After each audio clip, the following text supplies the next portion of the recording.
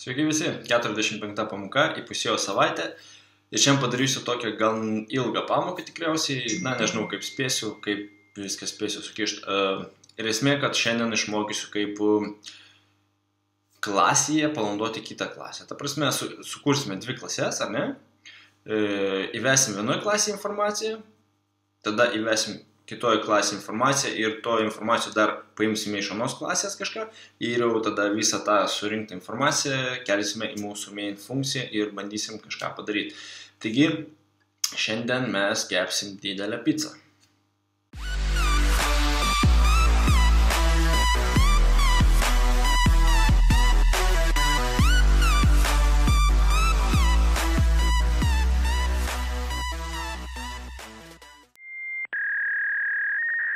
Kaip susikurti klases mes jau mokame seniausiai ir kaip matote, aš jau susikūriau dvi klases, viena iš jų yra laikas, o kita yra pica.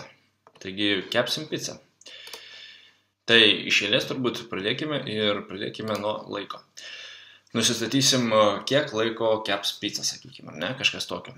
Gerai, mums reikia tada eiti į private vietelę ir įsivesti kintamosius, tai yra, kas atstovaus būtent mūsų, sakykime, tą laiką. Taigi, kadangi tai bus superinė pizza, tokia, sakykime, kosminė pizza, tai būna valandos, minutės ir, sakykime, sekundės, ar ne? Kodėl čia man žaliai užsirašė įdomu? Aha, gerai, tegul būna, ar ne? Žinosim minutės. Taip, mes turim 3 kintamosius, kurie tos valandas, minutės ir sekundės. Ir mums reikia prisiskirti kažkokius papildomus kintamosius, su kuriais mes dirbsime ir kurie keis ir kažką mes darysime. Ir galiausiai po to reiks nurodyti, kad jie atstovautų būtent mūsų šitiem 3 kintamėjim, kurie yra private. Ta mes jau darėm tikrai ir aš manau, jūs puikiai žinote, kaip visą tą padaryti, bet, vis tiek paaiškinsiu, galbūt kažkas jau iš jūsų pamiršo. Taigi, mūsų pirmam valandai prisiskirkim, sakykime, hours, čia angliškai. Tai būnė h. Gerai, mūsų minutėms prisiskirkime raidelę m, tiesiog žinosim, kad čia minutės.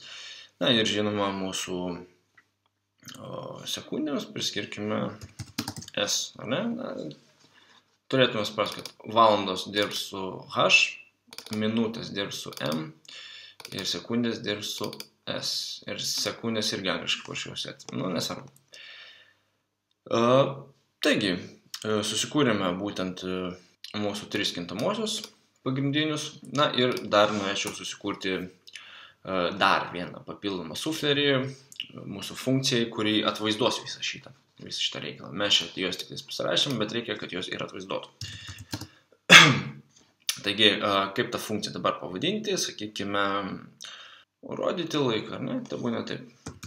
Rodyti laiką. Štai.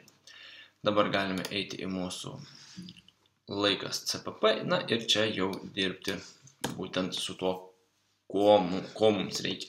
Ir kadangi mes turim šitą konstruktorių, ką įrašyti skliaustelius aš jau irgi mokiau, tai yra tikriausiai praeitą pamoką. Tai reiškia iš suflerio viską nukopijuoti. Šitas dalykas čia būtinas.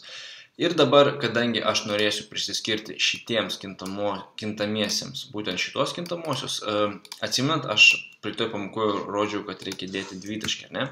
Bet kadangi jie visi yra vienodo tipo, tai yra visi integer, to daryti nereikia ir tai padarysim senų paprastų būdų.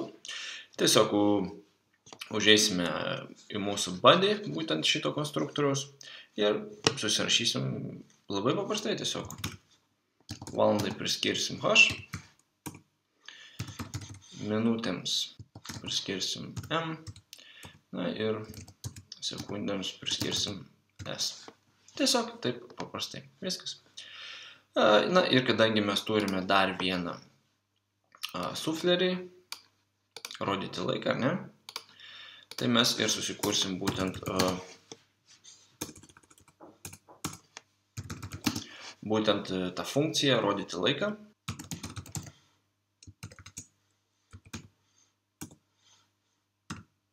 Taip. Na ir viduje, aišku, mums reikia kažkokio tai tekstuko ir ką mes čia galėtume rašyti, tiesiog, na, kad atvaizduotų mums tą laiką. Tai sakykime, pradėkime nuo valandų, ar ne?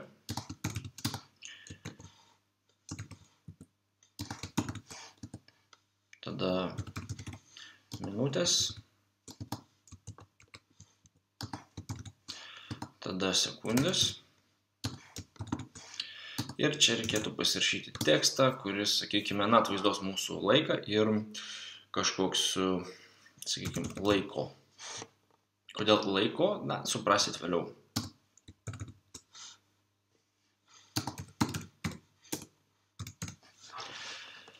Viskas. Kaip ir viską pasidarėm, tik tais, kad dabar viskas kuo puikiausiai veiktų, mums reikia includent kelis dalykėlius, tai tiesiog būtų iš mūsų main funkcijos. Čia nuo prie tos pamokos dar yra, nekreipkite dėmesio. Iš prie tos funkcijos tiesiog nuskopijuoti šitą, iš main funkcijos tai yra. Ir įsidėti štai čia. Viskas. Mes su laiku baigiam, dabar galim eiti į pizzą.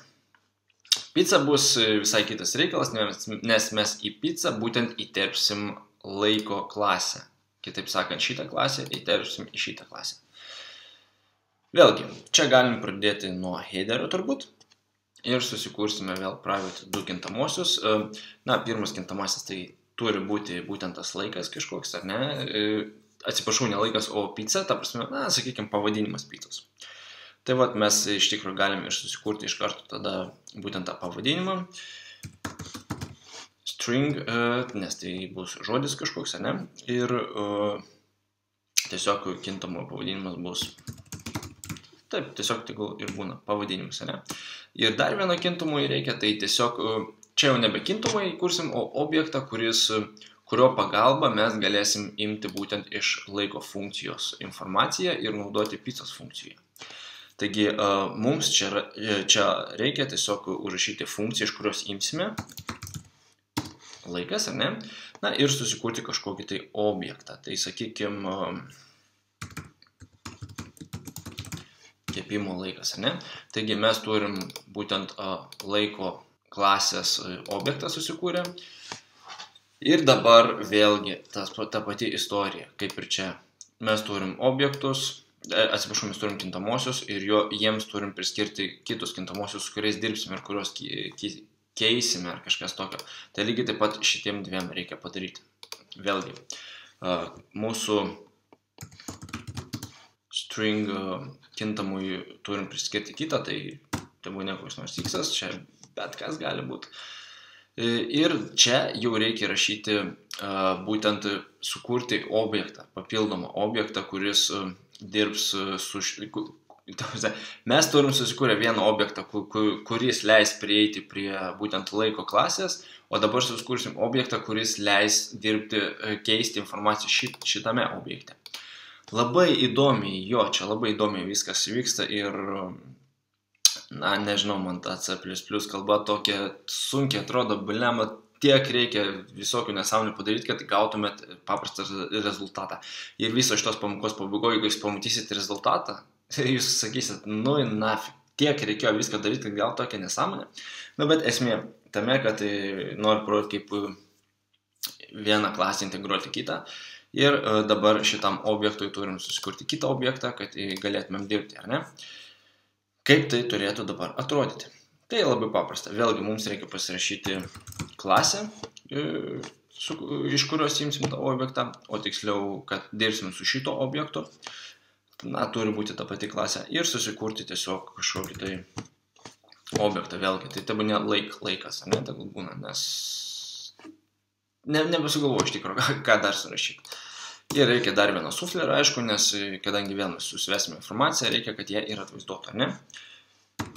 Taigi void ir ją galim pasivadinti, sakykime, rodyti pavadinimą, ne?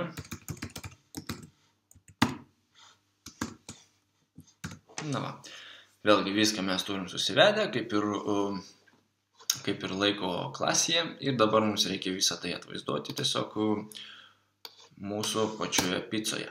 Bet prieš tai dar norėčiau pasakyti vieną dalyką, kad kadangi mes dirbam su string, ar ne, mums reikia inkludinti vieną dalyką, kad jis suprastų tą string. Ta prasme, jeigu to string nėra, automatiškai gaunasi taip, kad tiesiog mūsų funkcija, mūsų klasė, mūsų headeris nesupras, kas per velnias tas string. Nes po defaultu kažkodėl kažkokio tai velnio nėra įkelta šito dalyko. Taigi, mums reikia inkludinti stringą, ne? Šitaip pat. Ir dar ne viskas, mums reikia taip pat inkludinti ir šitą reikalą iš main funkcijos. Štai taip. Nors aš pamelavau iš tikro, mums reikia ne IOStreamo šitoje vietoje, o mūsų laiko headerio. Kitaip sakant, šito reikaliuko. Nes mes būtent iš ten imam mes būtent ten susikūrėme mūsų objektą. Taigi pagal viską turėtumėm susikurti string, įsikelti laiko headerį ir žinoma reikia using namespace std šitą nesąmonę įsikelti. Taigi dabar kaip ir viskas su pizza.h arba kitaip sakant pizzos headeriu, jeigu aš klaidų nepridariau žinoma, nes kaip ir bandau biškį paskubėdamas čia daryti, nes visgi labai ilga pamoka gali gautis ir aš to bijau. Na va, galiausiai mes esame pačioje pizzoje ir dabar bandysim kažką padaryti joje. Visų pirma, dabar vėlgi reikėtų inkludinti kai kurios dalykus, tai pirmiausia reiktų jau mains šitą funkciją įkelti, nes būtent su ją dirbsim. Ir dar vienas dalykas, kadangi mes turim pizzos headerį, mums taip pat reikia ir laiko headerio.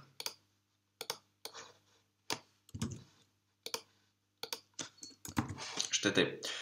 Visa tai reikalinga vien tik tam, kad paprasčiausiai, tiesiog, kad susirištų visos klasės tarpusavy ir kad su main programa, main funkcija, kaip čia pasakyti, irgi susirištų ir kad jos veiktų tarpusavy.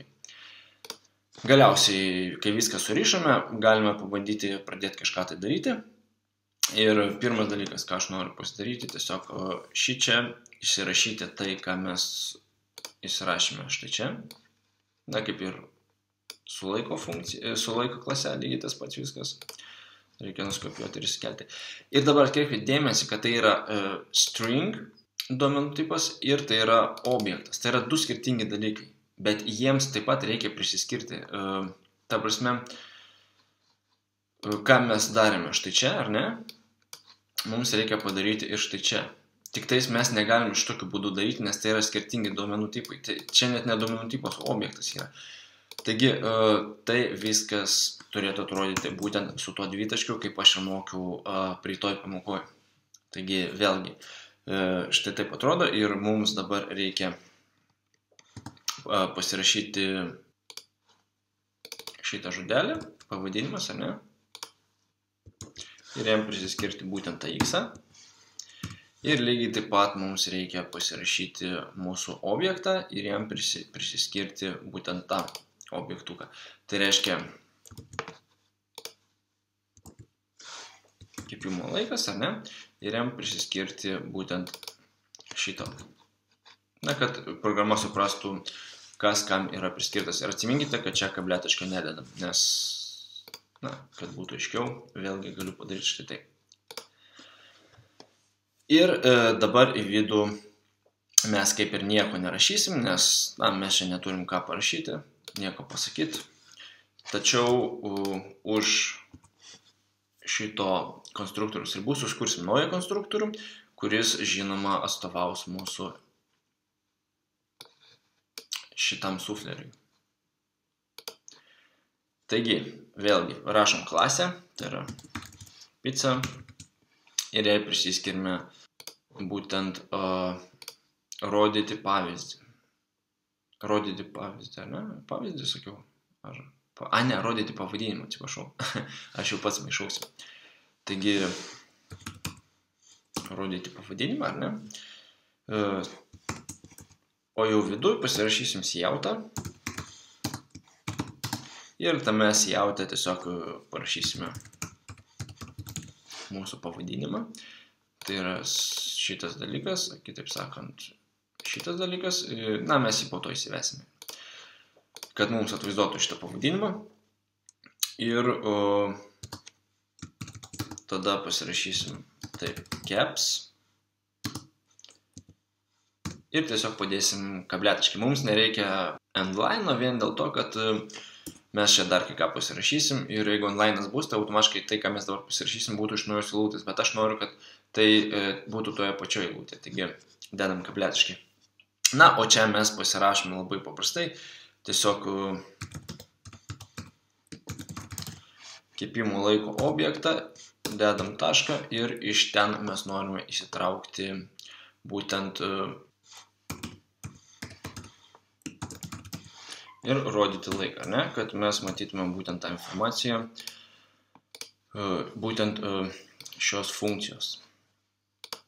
Na štai, kaip ir viską pasidarėm. Dabar, kas mums beliko, tiesiog main funkcijos susivesti visą informaciją, kuri bus astos šitos reikaliukus ir lygiai taip pat astos šitą reikaliuką. Šito nestos, nes čia yra objektas, paimtas iš laiko klasės. Man atrodo, šitą pamoką viršys 20 minučių, na, bet nieko negaliu padaryti. Pažadu, sekančią pamoką kursiu trumputę, labai trumpą, kuri, sakykime, kompensuos šitos ilgumą. Tai va, dabar main funkcijoje. Pirmiausia, mums reikia inkludinti abu headerius.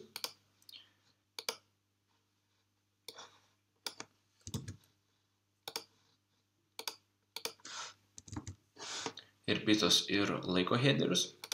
Na ir dabar jau galima pradėti rašyti. Tai pirmiausia, mums reikia susikurti objektus ir būtent tų objektų pagalba įsivesti tos duomenis. Taigi, aišku, pirmą reikia pasirašyti, iš kurios klasės imsim, tamsia, kurią klasę kursim objektą.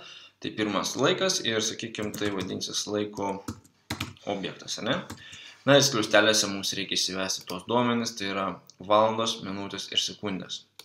Tai kiek ta pica gali kepti? Na, sakykime, 0 valandų, ten, sakykime, kokį 16 minučių ir 43 sekundės. Na, sakykime taip, ne? Nereikia čia labai smarkiai gilintis į šitą visą reikalą. Toliau. Susikurkime mūsų klasės pizza objektą, tai būtų, sakykime, pizza objektas. Ir čia įsirašyti, ką mums reikia įsirašyti. Tai pirmiausia, mums reikia įsirašyti būtent pavadinimą. Tai tą pizzą vadinkime, sakykime, Primavera. Tik žinoma, mums reikia rašyti tarp kabučių, nes tai yra string. Ir čia mums reikia įsirašyti objektą, ne? Tai kažkokį objektą susikurti, tiksliau mums reikia čia įsirašyti būtent laiko objektą, ar ne? Laiko objektą.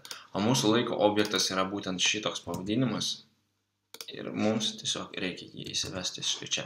Ir galiausiai, kad aš viską matyčiau, žinoma, po to, kai aš ištaisysiu savo tos 100 000 klaidų, kurias ką tik pridariau, mums tiesiog reikia pasirašyti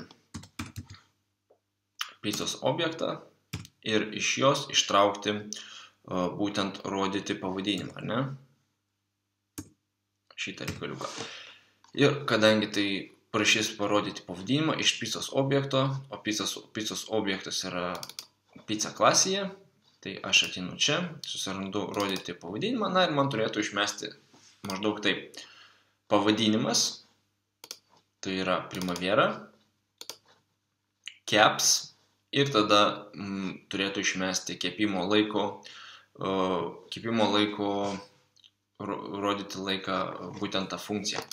Tai reiškia rodyti laiką, ne? Turėtų šitą išmesti. Ir taip, Primavera caps, tiek ir tiek valandų, 2 taškis tiek ir tiek minučių, 2 taškis tiek ir tiek sekundžių laiko. Na, man atrodo, jeigu aš pabandysiu paleisti ir žinoma turėsiu milijoną klaidų, klaida yra 2D, tokia labai kvaila klaida. rašybos klaida, ne? Toliau žiūrim. Kas čia per klaida? Taigi žinoma, aš čia nenurodžiu, kad čia void tipo mūsų funkcija. Na, žiūrim toliau. Žinoma, kas rašo void iš didžiosios. Nebent aš. Toliau. Gerai, čia klaida yra tame, kad aš parašiau rodyti laiką. Nors iš tikrųjų sukūriau rodyt laiką. Vėlgi, mano žioplumas. Na ir po visų milijonų mūsų klaidų, tiksliau mano klaidų pridarytų, mes turim galiausiai rezultatą ir rezultate mes matom Primavera Caps 16 minučių 43 sekundės laiko.